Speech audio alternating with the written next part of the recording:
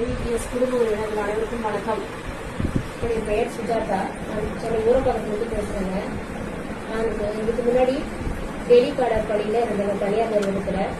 அதற்கு பிறகு கடந்த 2 வருடங்களா மைவித்ரியாஸ் நிறுவனத்துல மைவித்ரியாஸ் இணையதள செயலி மூலமாக தினசரி வருமானம் 885 ரூபாய் சம்பாதிச்சுட்டு இருக்கிறேங்க.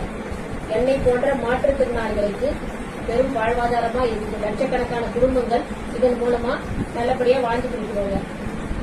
இந்த மைவித்ரியாஸ் செயலி செயல்பட கோயம்புத்தூரை சேர்ந்த அசோக் நீதி என்பவர் மைவித்ரியாஸ் இணைய செயலியை முடக்குவதற்காக பொய்யான புகார்களை தெரிவித்து இந்த செயலியை முடக்க நினைக்கிறார்.